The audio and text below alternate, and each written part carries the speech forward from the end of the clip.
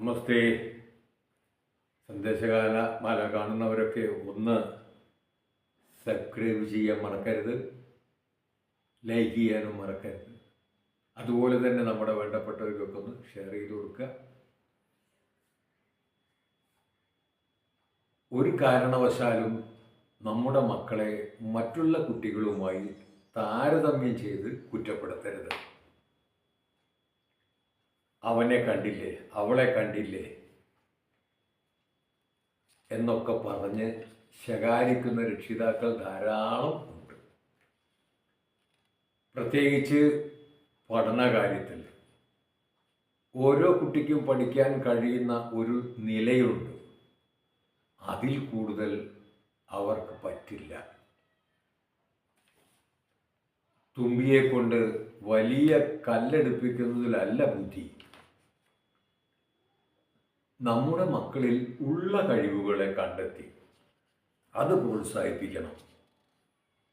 പാടാൻ കഴിവുള്ള കുട്ടികളുണ്ടാവും, ചിത്രം വരയ്ക്കാൻ കഴിവുള്ളവരും ഉണ്ടാവും, അതുപോലെ അഭിനയിക്കാൻ കഴിവുള്ളവരും ഉണ്ടാവും. അങ്ങനെയുള്ളവരെ കണ്ടെത്തി പ്രോത്സാഹിപ്പിക്കണം. അതിനർത്ഥം പഠനം വേണ്ട എന്നല്ല, ഇവിടെ പറഞ്ഞിട്ടില്ല. നല്ല മൂല്യമുള്ള, കഴിവുള്ള, വകതിരിവുള്ളവരാവണം. അത്തരക്കാർക്കേ നല്ല മക്കളാകാൻ സാധിക്കൂ. അവർ കുടുംബത്തിനും സമാജത്തിനും മുതൽക്കൂട്ടാവും. ആധുനിക വിദ്യാഭ്യാസം, വിവര സാങ്കേതിക വിദ്യയുമൊന്നും ശാന്തിക്കുതകുന്നതല്ല. നമ്മുടെ ദുഃഖങ്ങൾക്കും ക്ലേശങ്ങൾക്കും കാരണമായത് നമ്മുടെ തന്നെ മനസ്സാണ്. നമ്മുടെ ഇഷ്ടാനിഷ്ടങ്ങൾക്കനുസരിച്ച് ജീവിക്കുന്ന കാലത്തോളം നാം നമ്മുടെ മനസ്സിൻ്റെ അടിമയാണ്. ശാശ്വതമായ ശാന്തി നമുക്കവിടെ അനുഭവിക്കാൻ കഴിയും. മനുഷ്യൻ്റെ ഹൃദയം തുറക്കാനും കാരുണ്യത്തോടെ എല്ലാവരെയും കാണുവാനുള്ള താക്കോലാണ് മൂല്യങ്ങൾ.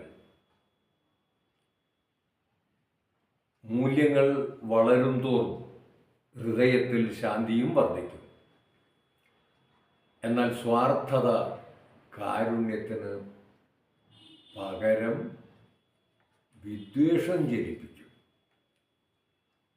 ശാന്തിക്ക് പകരം അശാന്തിയും വർദ്ധിപ്പിക്കും. നാം എങ്ങനെയാകണമെന്ന് നാം തന്നെ തീരുമാനിക്കുക. ഇപ്പോൾ നമ്മളൊരു പച്ചക്കറി മാർക്കറ്റിൽ പോയാൽ സാധനം വാങ്ങാൻ ചെന്നാൽ നല്ലത് മാത്രം തിരഞ്ഞെടുക്കല്ലോ. അങ്ങനെയല്ലേ? ചീത്ത സാധനം നാം എടുക്കാറില്ലല്ലോ.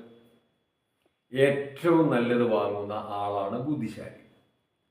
നാം മറ്റുള്ളവരോട് സംസാരിക്കാൻ വാക്കുകൾ തിരഞ്ഞെടുക്കുമ്പോഴും ഈ വിവേകം കാണിക്കണം. ലോകത്ത് നല്ലതും ചീത്തയുമായ വാക്കുകളുണ്ട്. എൻ്റെ നാവിൽ ഏത് വാക്ക് വിളങ്ങണമെന്ന് ബുദ്ധിപൂർവം ചിന്തിക്കണം. നല്ലത് കേൾക്കുക, നല്ലത് പറയുക, നല്ലത് ചിന്തിക്കുക. വാക്കിൻ്റെ ദേവത അഗ്നിയാണ്. ചൂടും പുകയും പ്രകാശവും അഗ്നിയുടെ ലക്ഷണമാണ്. ചിലർ സംസാരിക്കുമ്പോൾ ചൂടും പുകയും മാത്രമേ വരൂ. എന്നാൽ മറ്റു ചിലർ സംസാരിക്കുമ്പോൾ പ്രകാശമാണ് പുറത്തു വരുന്നത്.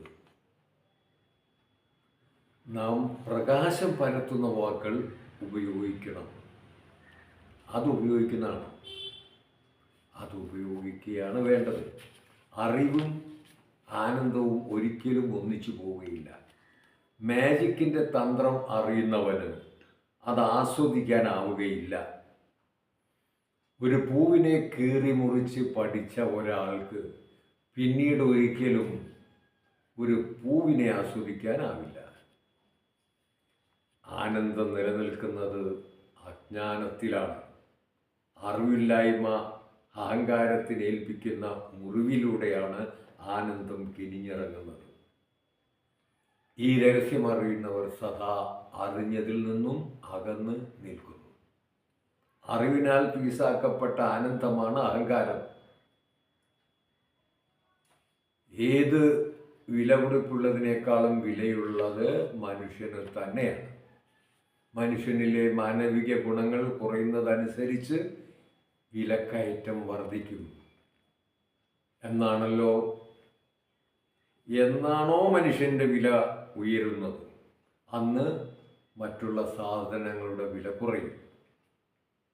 ഭൂമി, സ്വർണം, ഇപ്പോൾ സ്വർണത്തിനൊക്കെ വില അങ്ങ് കയറി. വീട്, മറ്റ് സുഖസൗകര്യങ്ങൾ, ഇവയ്ക്കെല്ലാം വിലയുണ്ടായതിൻ്റെ കാരണം മനുഷ്യനാണ്. മനുഷ്യനിത് ഉപയോഗിക്കുന്നില്ല എങ്കിൽ ഇതെല്ലാം വിലയില്ലാത്തതാവും. ആർക്ക് വേണ്ടി വരും പിന്നീട്?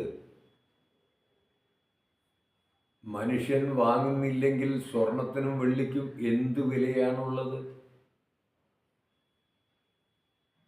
അപ്പോൾ മനുഷ്യനാണ് സകലത്തിനും വില ഉണ്ടാക്കുന്നത്. പക്ഷേ മനുഷ്യൻ്റെ വില കുറഞ്ഞതോടെ മറ്റുള്ളവയുടെ വില വർദ്ധിച്ചു. മാനവിക ഗുണങ്ങൾ സ്വയം പരിശീലിക്കുകയാണ് മനുഷ്യൻ്റെ വില വർദ്ധിപ്പിക്കാൻ സഹായിക്കുക. ആ ഗുണമാണ് നമുക്കുണ്ടാകേണ്ടത്. അങ്ങനെ അല്ലേ എന്ന് വെറുതെ ഒന്ന് ചിന്തിക്കുക.